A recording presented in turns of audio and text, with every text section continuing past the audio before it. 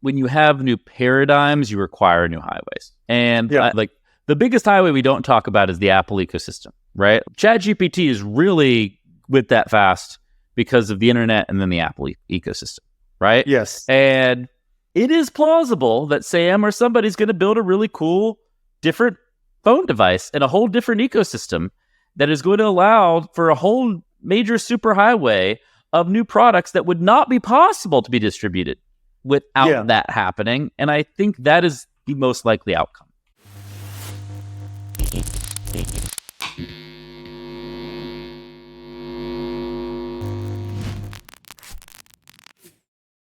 All right, we're back. Joff, you want to dive right in? I do. Kipp, I have a question for you because this has been on my mind for a while. So in my new role as venture capitalist, I'm seeing more and more companies come in and they have the new AI sales and marketing tool. And every time I take one of these pitches, I'm reminded of your friend Scott Brinker over at HubSpot. I think he's a VP of platform. Yep. So he produces every year, I think, this amazing marketecture picture of the companies and tools that are serving the sales and marketing space. And on it, it's this crazy list of logos. And the most recent one, as of 2023, by his take, there's over 11,000 tools in the sales and marketing space. And that grew just from last year. I think it was 9,900. And if you look over the last 12 years, that's 7,000% growth and the number of tools, companies that are serving sales and marketing. So I was confused as to how to think about that space over there. And of course, there's these central tools like HubSpot and Salesforce, which become the system of record. And you got a lot of people trying to hang off of that. But what's going on? What's your take on that? I want to hear from someone that's been, because you've lived through all of it. I have lived through all of it. I remember when that chart was like a couple hundred companies. Just to be clear, when it was a couple hundred companies, I think my take at the time was, this is obviously a problem. There's way too many tools chasing marketing technology. And it's now we're at, what did you say, 11,000? Over 11,000. Yeah, that would have been the time to be an investor, like for sure in that space. Maybe it still is when we don't know if the architecture, is that what you call it? We'll have 100,000 companies on it in a couple of years. But look, will it have 100,000 companies on it someday? Probably. But the economics of those companies, I think, are going to be very different. And so if you're going to break down this space, you're always going to have core platforms. And anybody entering this space that's going to be greater than $1 billion in revenue is going to have to either be a core platform or going to have to be a major player in a major use case, like website content management, right? If you have a couple % of that market, like you are a $1 billion revenue business, but that's a really hard market. And it's going to take you a decade to grind that out and make all that happen. Right. Even like email marketing, you saw Klaviyo be able to go public because they're focused on the e-commerce vertical. That's awesome. The reality is most of these companies are going to run up against kind of what I'd call hard and fast rules of the market, right? I've probably seen about 12 really interesting AI prospecting startups, right? Where it's like, hey, we're going to do your 12? automated email. I should have said the last 2 weeks, but yes, I've seen a lot. But it's cool. It's cool. Do I believe you can probably do some cool lead identification in email? I do. I think you're probably pretty smart. You can do that. You know what? You can't get around Google's spam guidelines in Gmail. You're not going to be like world-class experts in deliverability. How are you going to buy the contact data? How are the economics of all this going to work? Maybe one of them will break out, but what's most likely is, like, I saw the first generation of these companies, Yesware and a lot of companies, and they all went sideways because it's hard to run a standalone business in specific categories that have kind of market dynamics that make it very challenging. Yeah. What's interesting is I think AI will allow for a lot of really great companies that are just not venture companies, right? Yeah. Like event management software is a horrible market, and partially because it's so specialized. And there will be somebody who's, you know what? I have a great SaaS business for running like enterprise sub 20 person dinners. And I'm going to have 10 people and I'm going to make $20-30 million a year in like net new ARR, and that's going to be great. But I'm never going to be $100 million run rate business, right? Because I'm solving this very specific, important problem, but it's just not that big. It's not that interesting. And so I think that's what's going to happen is you're going to have more companies, but those companies are going to get smaller. Like one of my beliefs of the future is that the future is more smaller companies, not fewer bigger companies. As you get AI and automation at scale, you just have the opportunity to address problems that were too small or too expensive before. Right. Yeah, I mostly agree with that. Do you, you think we'll have more companies or fewer companies with AI? Just rip on that. Okay, so I have an extreme view. My extreme view, which I think is far enough out that it's not super relevant, but is the super long tail view, is that if software becomes really easy to build, there's no need for SaaS. And the reason for that is I will hire someone to build exactly the stack that exactly my company wants to solve exactly the problems I need, and custom software is cheap. That's one like crazy worldview. Imagine these like Devon type tools become really good. Why would I buy HubSpot and then try to figure out how to fit my lead funnel into their standard like forms and things like that if I could just build exactly what works for my swimming lesson business? You know what I mean? It's not just HubSpot. There are a lot of pipes that are hard, right? So you could say that you have some SaaS platforms that are literally just pipes and APIs, and there's just custom software built on all of it. I generally agree with what you're saying. Like my whole take on this is that the second generation of the internet commoditized content, right? Commoditized the ability to create, interact with information. The third generation of the internet commoditizes code, right? It is going to bring the cost of code to near zero, where we'll have disposable web applications. We'll be able to do a lot of things that we aren't able to do today. And there are a lot of higher order consequences to that. The one you bring up is a possibility. I don't think it's a tomorrow possibility, but it's at maybe some point in the future possibility. Okay, so that's the extreme view. The other view is the addressable market of valuable businesses that can be built becomes much larger because the cost to create goes down. I agree with this. And so what that means is my car's at the shop right now. Yeah. This shop actually has a decent software platform. I don't know who powers it for appointments, scheduling, etc. Probably not a venture scale business is my best bet. Yeah. Probably was a pain to build, hard to go to market, hard to sell. So maybe with some AI type tools for marketing, lead generation using HubSpot to get my inbound going well, I could sell this product with 2 or 3 engineers, or maybe even fewer than that, to every shop in the Bay Area. Like suddenly a market for software wouldn't necessarily be, I have to go online, right? I could build the perfect BMW and Audi software shop with all the right custom data and understanding of what could go wrong with your car that also does scheduling and appointments.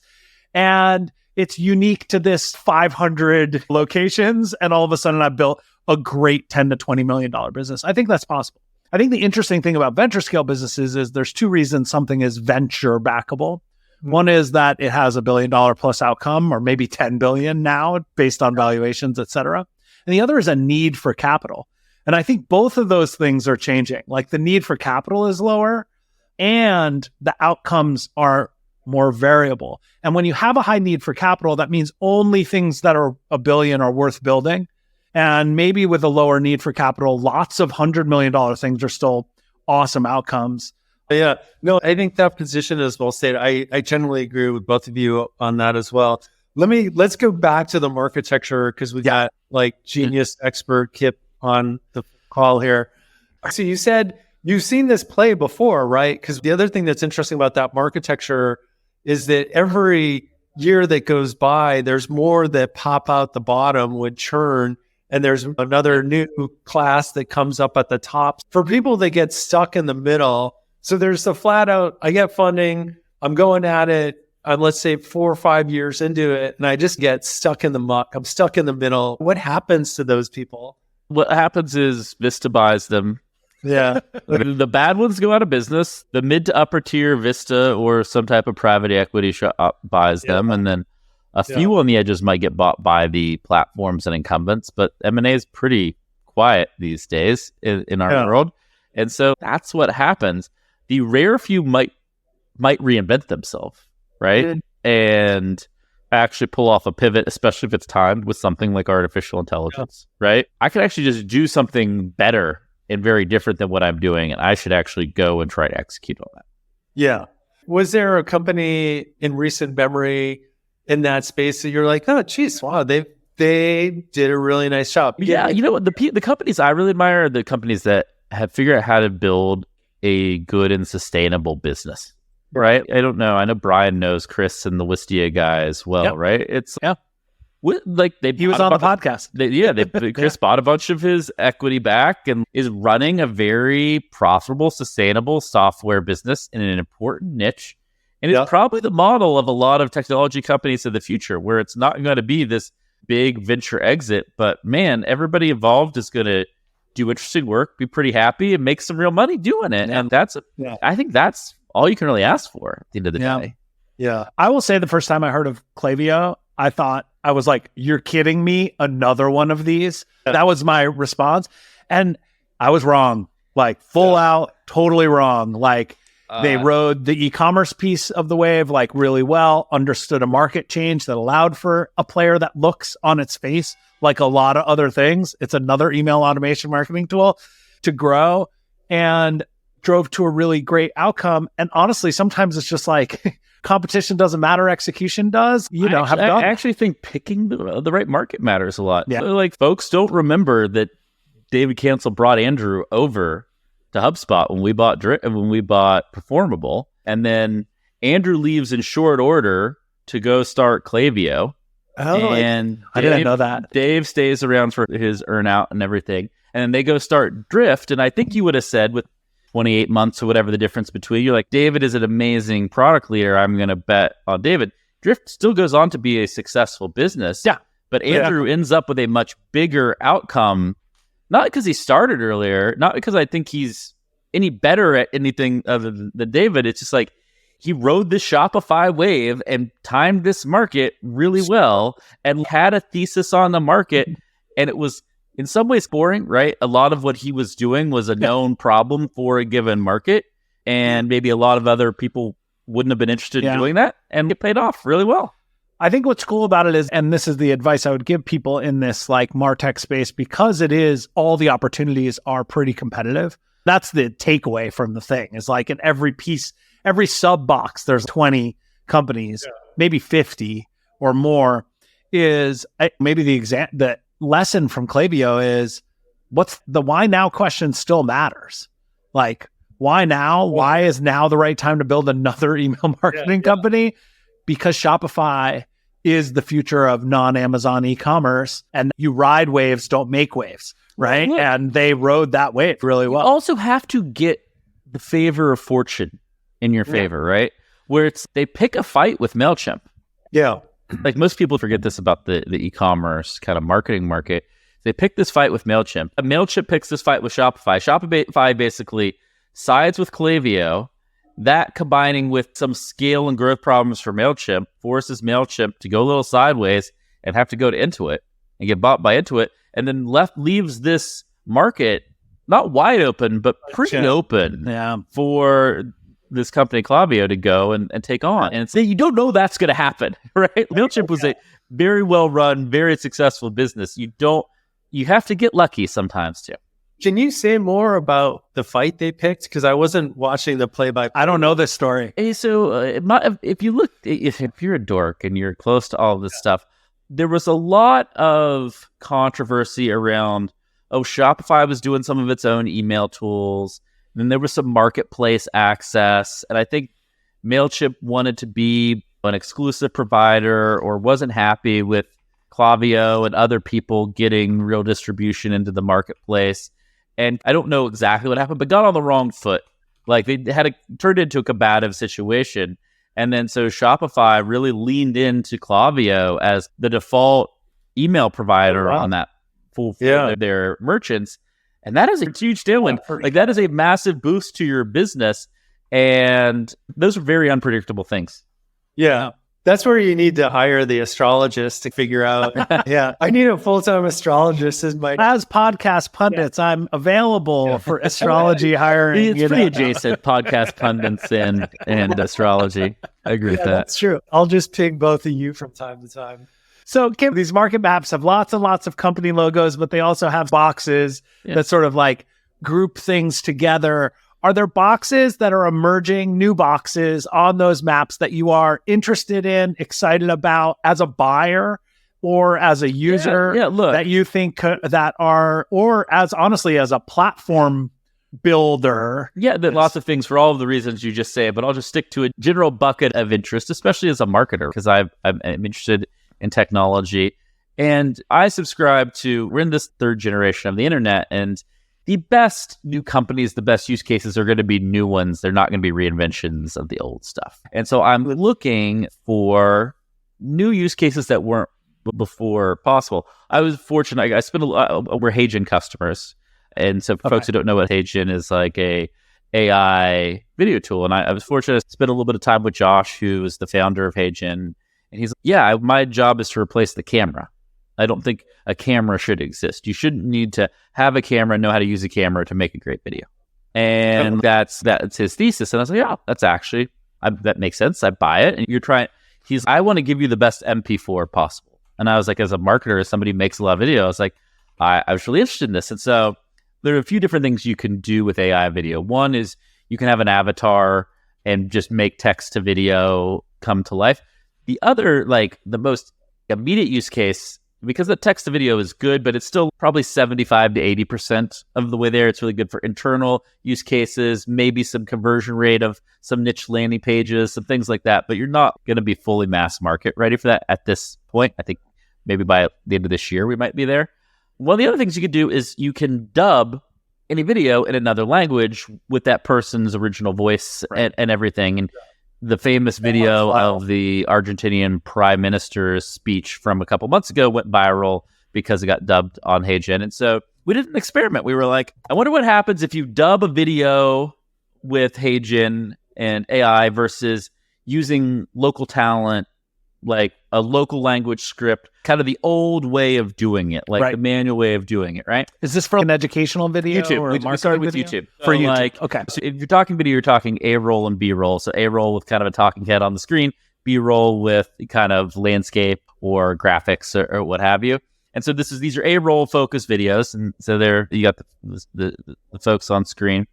And A-roll bugs videos in Spanish. So we want to go from English to Spanish. And just like what kinds of YouTube videos? I'm just curious, just like what is HubSpot using YouTube for? We have a bunch of YouTube videos, but I think these particular were tutorial videos of how to do different marketing best practices. Nothing crazy. The type of video most HubSpot inbound content businesses would have out there. And we did 5 each way to test initially. And what we found is that if you use AI dubbing, you still have to do a little bit. You've got to edit the bumpers in. You got to do some basic editing and everything. You got to do a little QA checking. Took us 2 days to go from one version to the other. Cost us basically $1,000, but it's largely for the QA and the lightweight editing. The old way takes about 10 days because you reshoot the video, you rewrite the script, you have a local speaker go and read all of that, and it costs about 5 times as much, like $5,000 or something, I think. And we're like, cool, let's see what people like better. The engagement and view rate is exactly the same. The conversion rate, the CVR, the monetization rate on those AI dub videos wasn't quite as good, but I never really worry about that because I always feel like I can make conversion rate better. You can make 5 times the number of videos. Well, exactly. And I think that's the cost piece isn't the interesting piece in this to me. It's the time. It's the clock speed. It's the clock speed of it is huge. And so we're just basically like, cool, all right, well, I guess we're going to dub hundreds and hundreds of videos and let's go. And YouTube, this also comes at a time when YouTube is going to make channels multilingual. So you used to have separate channels for each language, and now you're just going to be able to have a master channel and have different languages. So if I subscribe to HubSpot, I just get them in Spanish. You can say, I want to subscribe to the Espanol version, the English version, the Dutch version, whatever version you might want to do. Got it. And that's pretty powerful. And the AI video space, for a whole host of reasons, is very interesting, and that is an example we've learned recently. I want to jump on that clock speed thing for a second. You should. We had Adam Nash on the program last week. Adam's awesome. Adam's great. And one of the blog posts we talked about a little bit is talking about the reason like rabbits reproduce really quickly is actually because they do it frequently, not because they have large litters. It's an analogy to virality, blah, blah, blah. But I think this idea of clock speed is really important in product development. The difference between, you brought up this conversion rate thing. Let's say any conversion rate can be optimized by improving the quality of a video. And that requires multiple iterations. It's undiscoverable on first shot. It is impossible to get the video right on the first shot, no matter how long you take. You spend 100 days on it or 10 days, there is some improvement.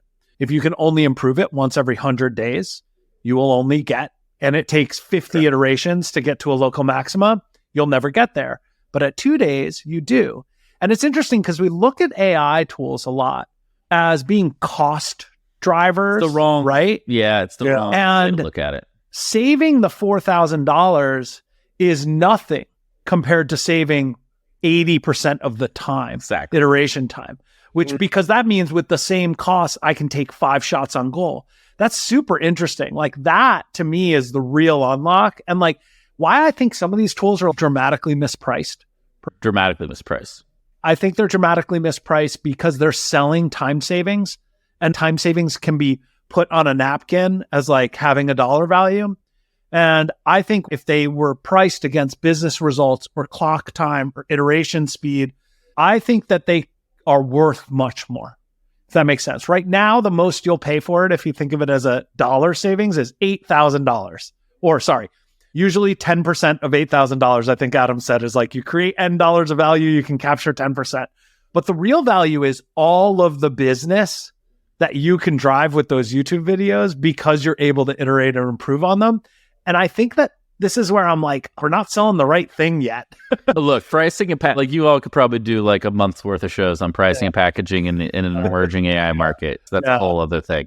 Okay, so yesterday, 2 days ago, there was this sort of viral video, an Instagram ad, the classic Instagram person talking to the camera about some kind of product. I think it was like a skincare product or something.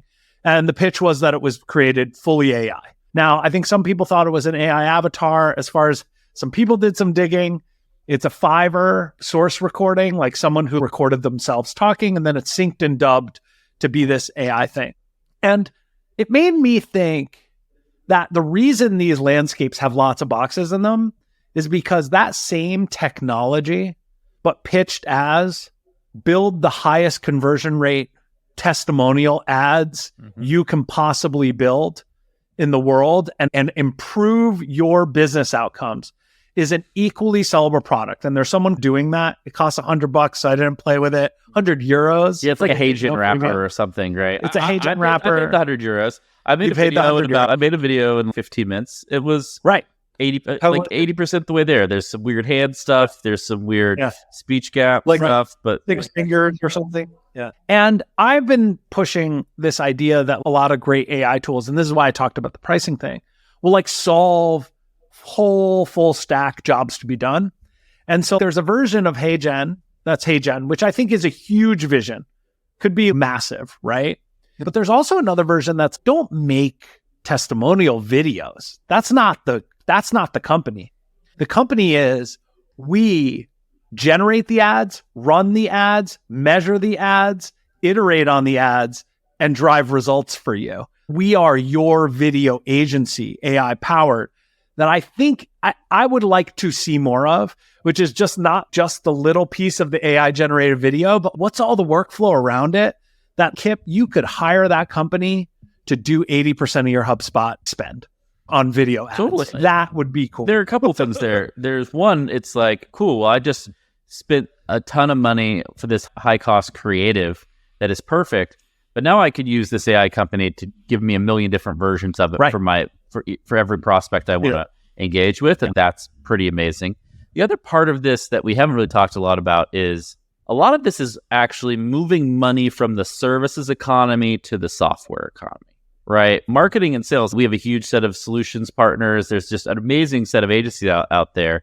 And if you talk to those people right now, they're like, I don't quite understand where the work is going to live. What work is going to need to be the services work versus the software work. I think that kind of spread is up in the air. And that's part of why I think you're seeing that market map grow is because some of these companies are trying to see if they can move money from the services side of the economy. Yeah. For every dollar somebody spends on HubSpot, they spend another $5 on services. Oh yeah, really? The services, like the services TAM is way bigger than the current software TAM if we look at the last decade, which is really interesting. But it's the spread between, and back to the earlier conversation, that's what does create a bunch of the anxiety, because that services part of it is where we by and large make our livelihoods. Yeah.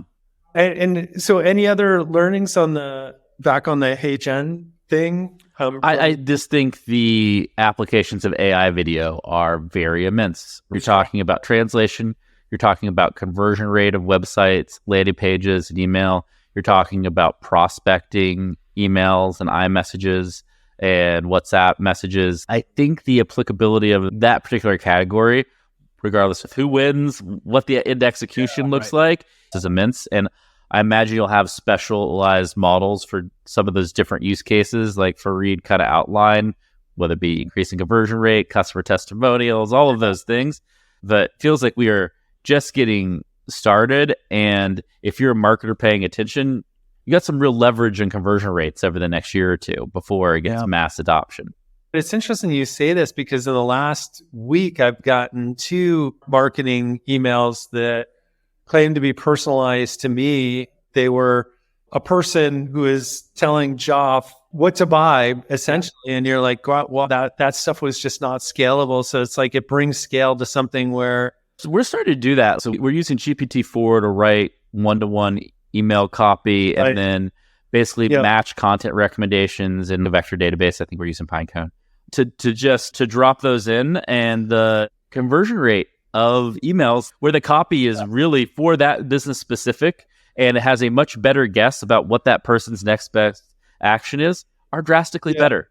Like the line I use on this is anytime we run an experiment with AI that's worked, the improvement has not been little, it's been big, right? You're not seeing 1 or 2, 5 or 5% improvement. Yeah. The AI email is like, it converts like 82% better than the old way of doing it. Oh. So it's like the gains are not small. The gains are big. Now you might try something and it just completely doesn't work or the tech's not ready for it. But if you can land the like tech is ready for this use case and you can execute it well, the gains are very high.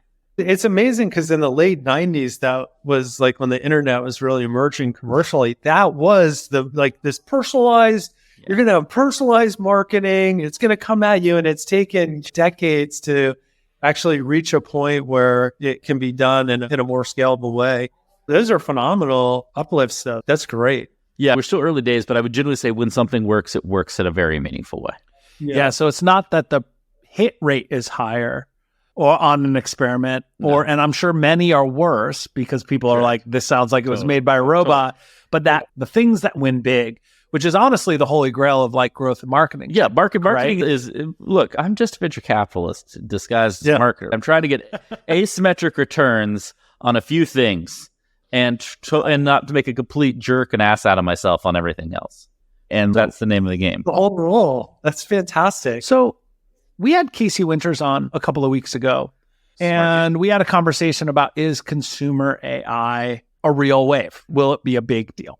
And one of the takes that we had on that episode was there are a lot of awesome new use cases, but the challenge of growth, that every big consumer wave has been coupled with some unlocking of some new low-cost acquisition strategy, be it Facebook ads or SEO or virality and messaging type stuff, etc. And that second piece of the puzzle hasn't quite yet emerged.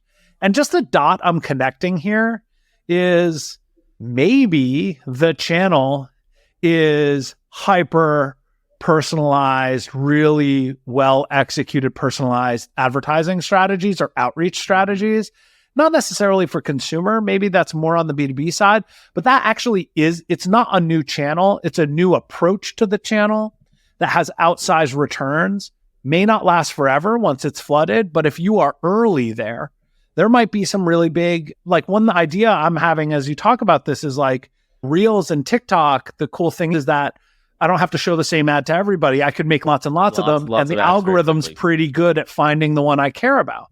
And so maybe I can make hundreds of versions with hundreds of different people with hundreds of different testimonials on my CPG product, let's say, and be able to like get not higher reach, but dramatically higher conversion rates or something like that. So that maybe there are some growth secrets hiding in plain sight here. Well, yeah. So I've spent a lot of time thinking about this. It's one of my guests probably spent more time thinking about this than most humans. This is my pitch for both of you. You can tell me if you buy it or not. It turns out that the fall of 2022 was a very important time. HeyGen launched in September, Canva text to image October, ChatGPT November, 11 Labs January. I think Runway was in there. A lot of these foundational, like the true shift to AI, you really want to talk about it, started Q3 2022. If you look back to the first version of Web 2, you had Blogger in 99, you had Twitter in 06, you had Facebook 3 or 02. Later than that. Something like something 6, around there, right? 5. And I learned that Mark Zuckerberg is 40 years old. That blew my mind. So if you look at all of that, what you would say is we're going to have new distribution channels. They're just going to take some time. And they are not here yet. In the interim period, the leverage is going to be in conversion rates. So for some period of time, you're going to be able to have much better conversion rates. And then this technology adoption curve is going to get deep enough and steep enough and to enough people that some new methods of distribution will exist, and we will take advantage of those. But it took 5 to 8 years in Web 2 to really get there. And so maybe it takes half that time. So we're still like a year or two away. And so I went into this year being like, it's going to be really hard for me to get a lot more traffic. It's going to be much easier for me to convert the traffic I get at a much higher rate. I want to step back for a second and maybe challenge this distribution thing that it's necessary to begin with, because you can look at, there's always these great graphs showing you how long it took a piece of technology to get adopted. You look at something like the phone, it takes a long kind of time to get there. Electricity, a long time to actually get to a full penetration. Let's call it like US households, many decades. And then you look at the thing that's taken the shortest amount of time after the internet is something like ChatGPT to get up to 100 billion. So that signals to me that like distribution's kind of trending down to zero marginal cost to distribute something. Now those channels have become very noisy and more crowded and things like that. But why do we need another one for this thing to be explosive? Yeah, it's a fair point. I completely disagree though, because it's one of those things where it's true that if you are a generational product, that you could get adopted much faster. If you are the average product, there is more competition, and distribution has never been harder. It's just so important. Distribution is the most underrated thing in this world, and people do not obsess about it enough. I totally agree that distribution is incredibly important. I guess I'm trying to figure out what we're solving for, because it sounded like arbitrage. You're solving for the spread of cost to return, and that spread is real tight right now. And when you get new channels, the spread's really wide, and you need new channels to make the economics of distribution work at scale, especially for high-risk businesses. Yeah, Joff, I think you're right. That amazing products, because of the dynamics of the internet and the speed of information, do actually grow incredibly quickly, right? Because if you think about why would someone tell someone else about a product?